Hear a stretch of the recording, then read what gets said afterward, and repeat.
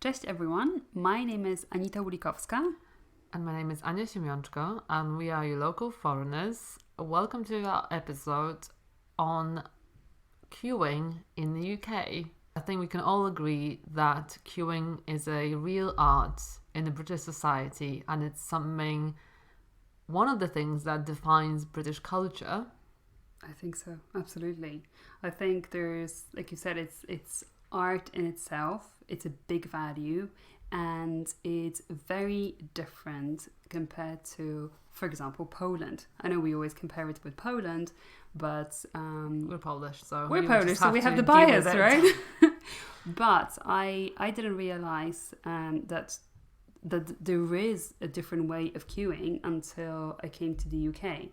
And I realized that there are so many different rules, and there's definitely queuing etiquette involved. Yeah, it's very specific and it's very strict, and you can't break the rules of queuing. You can't.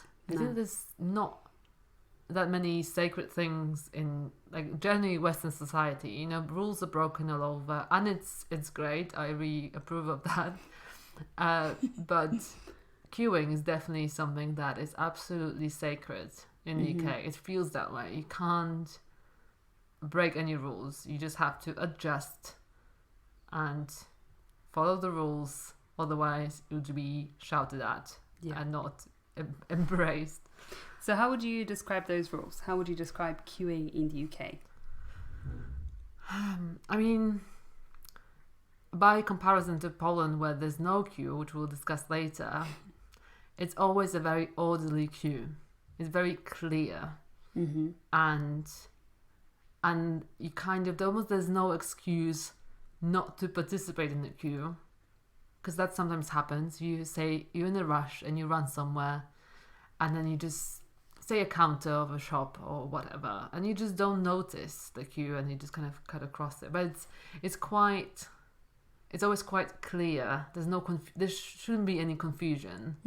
So it's very orderly.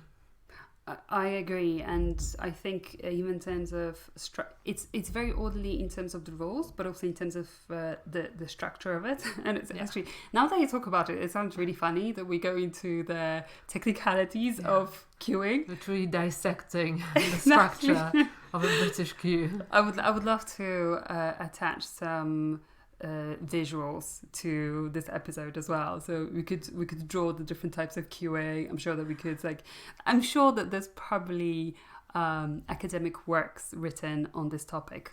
So in terms of the structure of the queue, I think it's different in the UK compared to, for example, Poland, because it tends to be one file, could you say, like one row of people. Okay, yeah. Oh, okay, yes. You know, like when there's different counters, say you're at the, I don't know, passport consulate, you're waiting for your turn, and if there are, say, 5 different counters, you tend to have one like row of people, and then the person at the front of it goes to the next counter, which I think is a brilliant system. Because it's very, like, you always ensure that... You can't get cheeky. You can't get, like... Because I think in a Polish queue, describing the same phenomenon of queuing, you have, say, 5 queues to the 5 counters. So when you just come into the building and you see 5 queues, you can get cheeky and you think, this is the shortest queue, therefore I'm going to pick this one. Or with passport control, I'm going to choose a queue with no babies, which I always do. Because I know I'll be faster than all those suckers behind all those families, because they'll take ages. And I'm always pretty much right. And I get ahead of the people that were there before me, or got stuck behind families. But in Britain, that will not be the case, because you'd have to wait your turn. And if you arrived later, you have to wait your turn. And also there is a ticketing system, which now is becoming more popular in Poland as well, and I'm sure in other countries. But it wasn't around a few years ago. I was surprised when sometimes I go to certain shops, and they have a ticketing system. And that really helps as well. It kind of solves everything. Actually, it actually dissolves the queue. Right? So it's actually a queue killer. So, I mean, it's a bit sad in a way. Very practical. System. But that kills the queue. Yes. So I think it would be a very sad day for Britain if the queue got killed because everyone had a ticket for everything. Number. What about the very controversial topic of queue jumping? Does it ever happen in the UK? I think it is hugely controversial when it happens. And I remember being in the queue. Actually, no, my friend being in the queue who was Polish in the UK. Mm-hmm. And there was something like really silly queuing for. I can't remember, but nothing really serious. Mm. And, oh yes, the swimming pool. And I joined later. Mm-hmm. And then she kind of waved at me, but I had 3 people before me. Mm-hmm. And in Poland, you would just join that friend. Yeah. No one would care because you're friends, and it's like everyone's used to everyone jumping in the queue. Yeah. But I couldn't do it. I shook my head and I just stood where I was because I was too embarrassed. I was too British to join her, and she couldn't understand it. When she's been in the UK only for a year, so maybe she's not been Britishified yet to the extent that we have been. But I couldn't bring myself to join her. It was only 3 people, and it was a swimming pool. You didn't do it because you felt like you would have disrespected the other people in the queue. I thought it would be extremely impolite to do it. British. So I stood where I arrived and waited my turn. So do you prefer this culture of queuing in the UK rather than in Poland? Because it seems like you respect it a lot, right? Yes, and I think I do.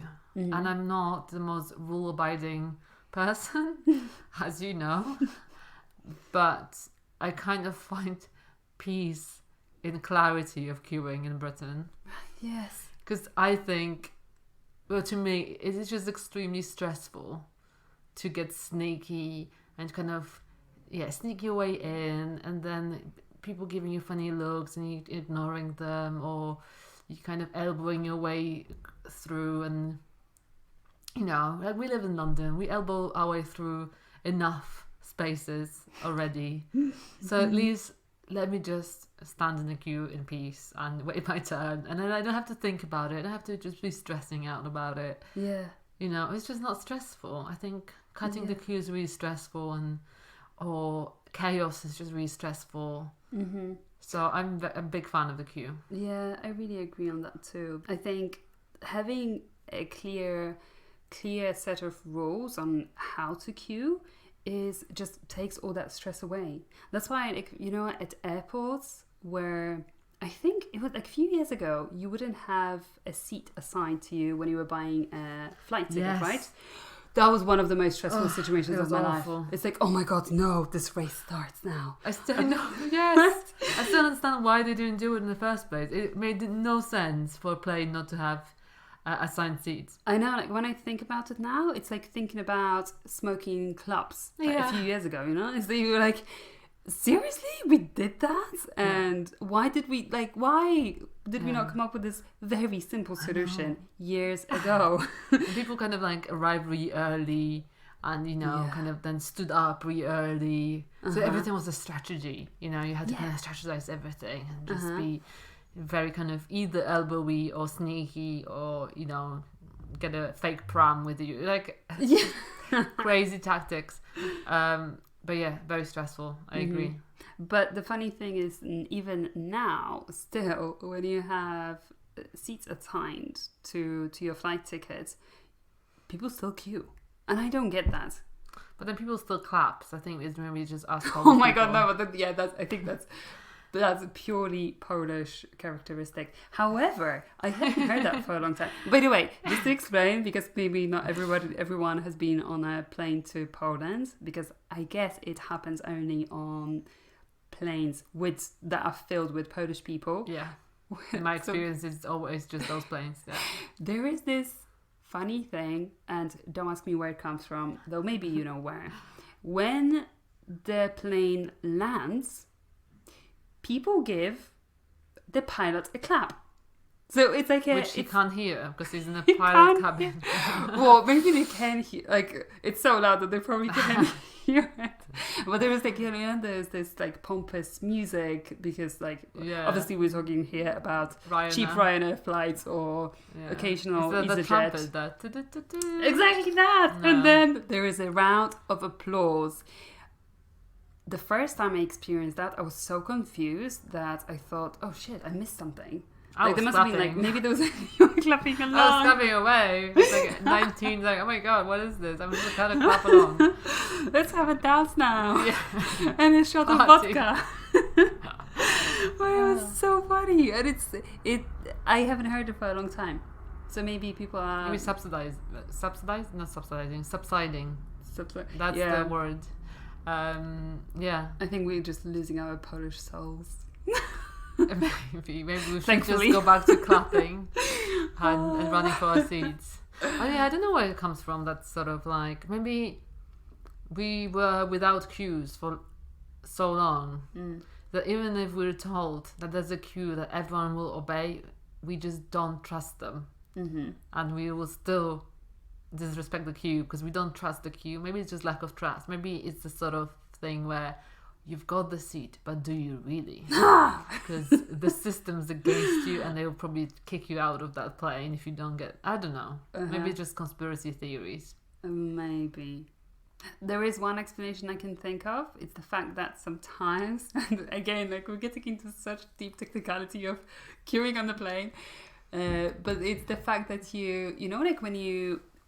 sometimes if you're at the end, all the the overhead lockers, yeah, they are full. So that means that when you sit down, you might not necessarily be able to put your luggage into the overhead locker, and that also means that at the end, I'm sure everybody like we've all been there. Oh yeah, right? You like plan ahead. You do, and you strategize. So you think, okay, if I can't put my suitcase above my head, I'm gonna have to put it somewhere else, and that means I'm gonna have to at the end of the flight let everybody out before I can get to my head. Can you see that? You basically have no chance then. You're at the end. Yeah. You're last again. So that's the only reason I can think about, like rather legitimate reason. Still I can't prioritize that. I always think like, unless obviously you have like transport booked, then it's like within half an hour of landing or something, and like you really have to get somewhere by a certain time.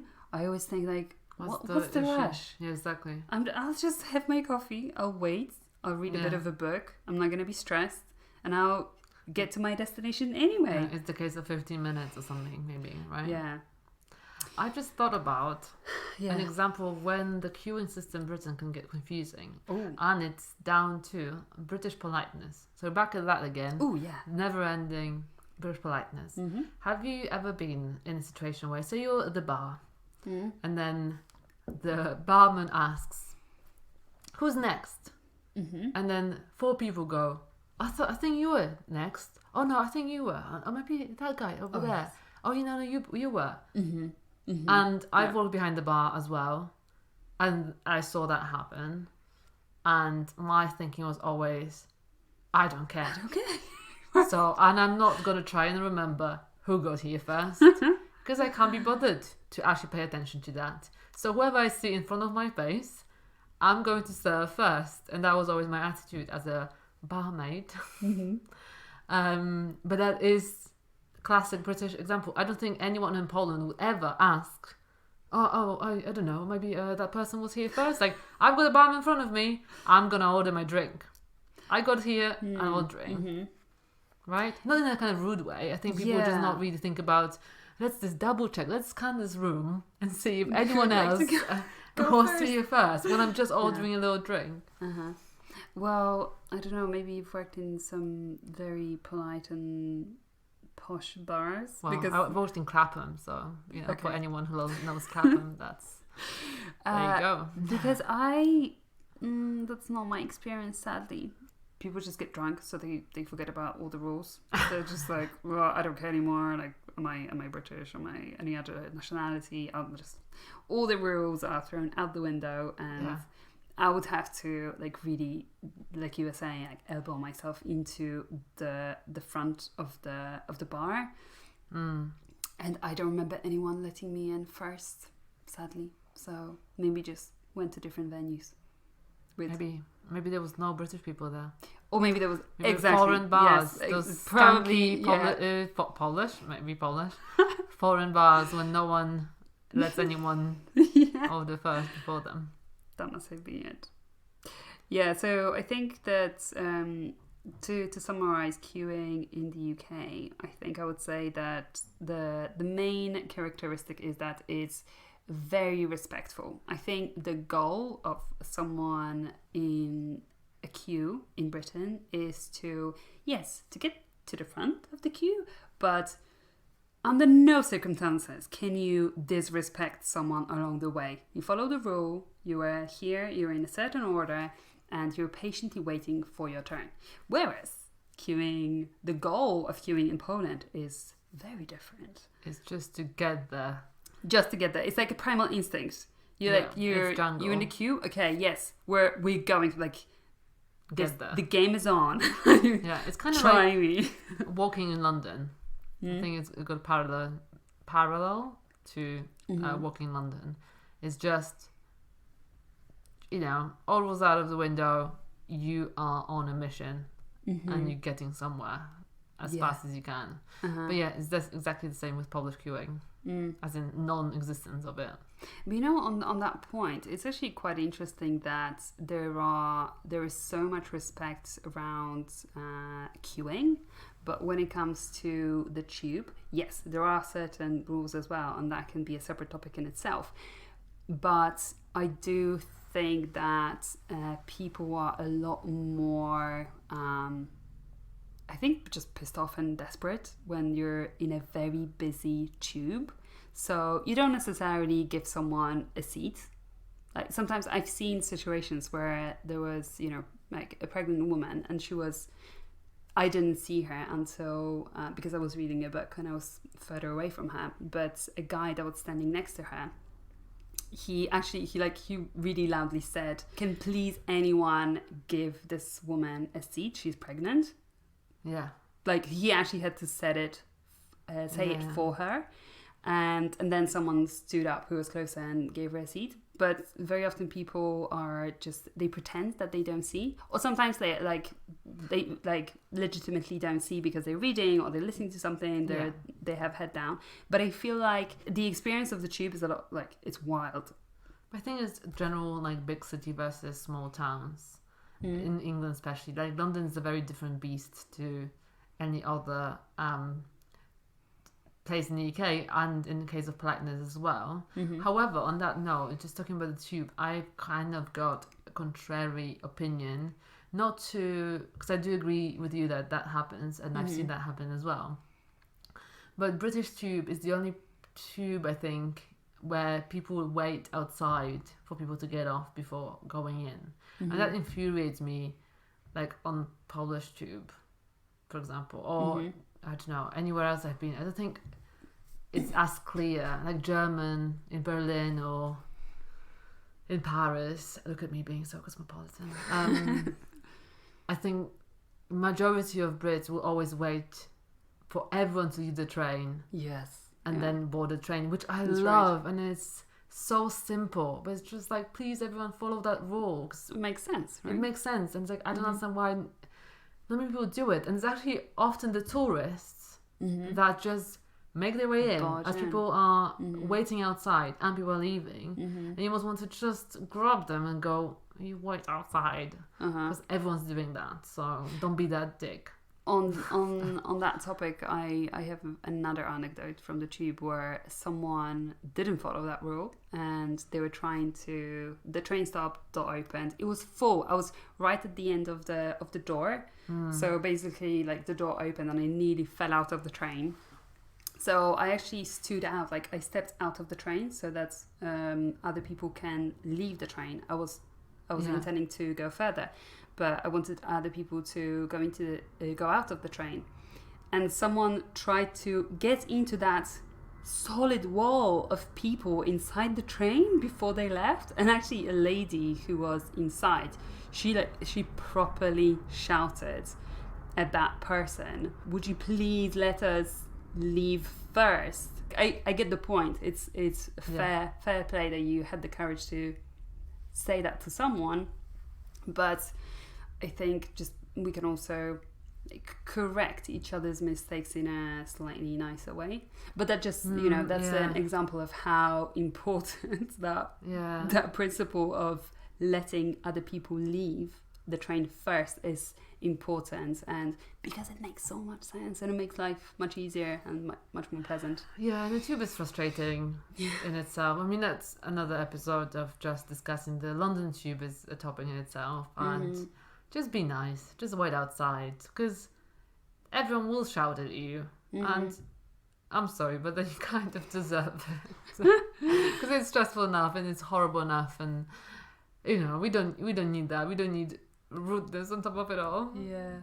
Well, this is just one last thing on the tube. At some point I thought, wow, would it be not nice if we had this London-wide experiment that for one day in a year you had to, when you're on the tube, you had to prioritize other passengers. So you had to be super nice to other passengers. So give them a seat, or let them into the train with no problems, and just try and be super, super nice to the other person rather than prioritizing your own needs, and see what happens.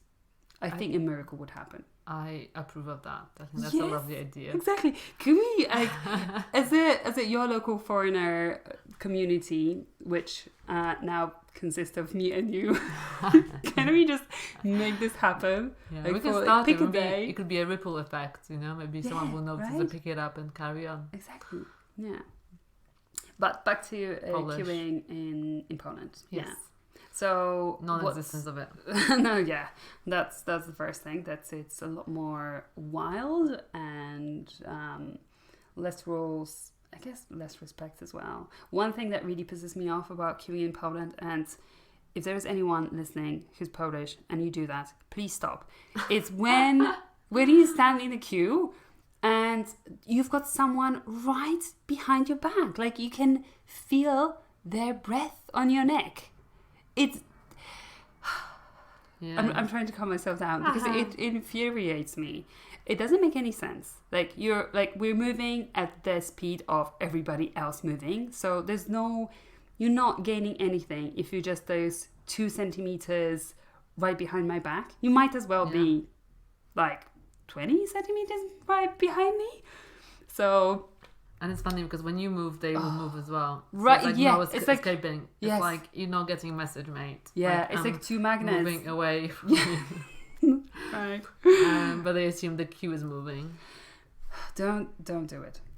So another thing, I guess in general for public transport, is that sort of elbowing your way through as well. And there's never a line. Like a classic British line in the queue. It's always a triangle of people trying to get into the bus, coach, from all different sides. So it's not even trying to queue with multiple people on one side. It's any way possible.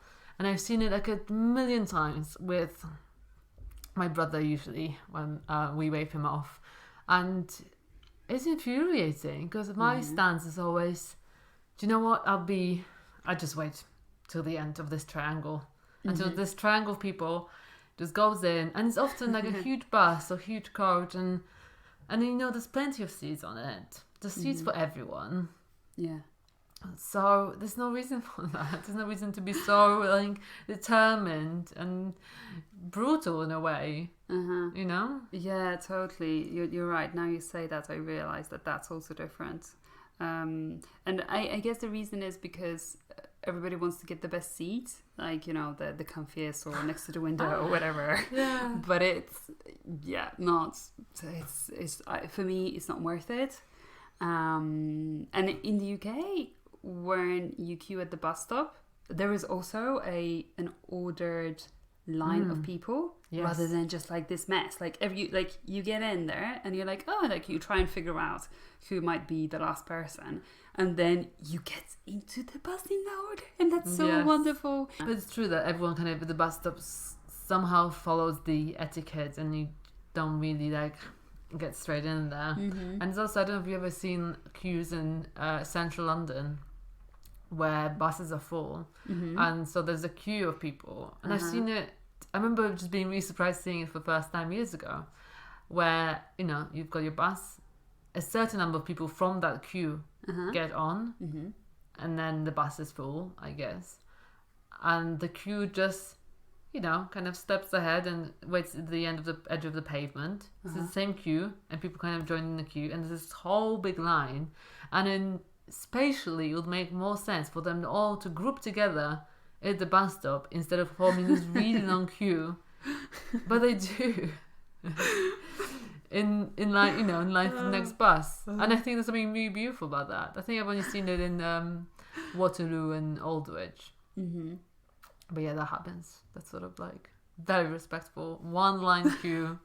I feel like at the end of this we should create some kind of, I don't know, like art or some kind of expression of homage to the queue. The queue in Britain, because it's just so much more comfortable and makes a lot more sense, less stressful.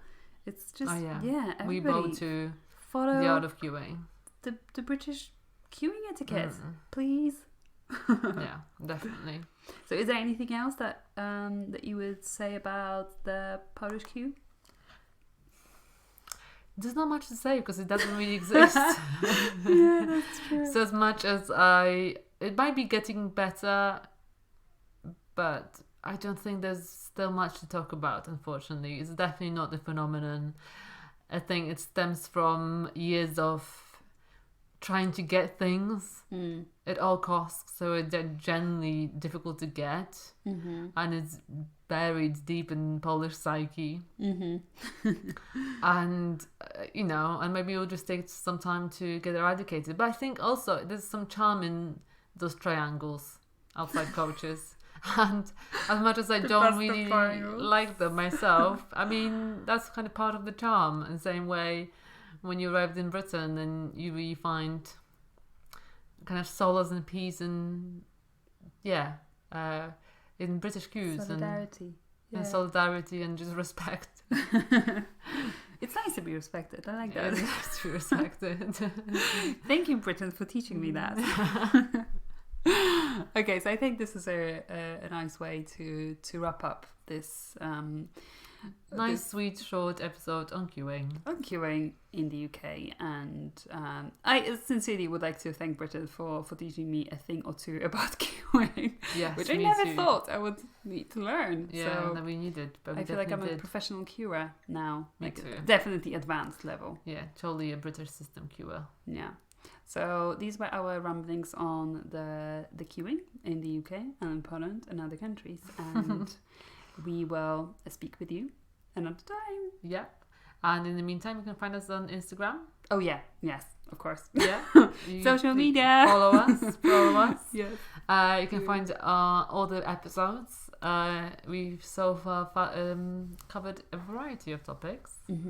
So yeah, have a browse through and enjoy. And we'll see you next time. Do usłyszenia. Pa, pa.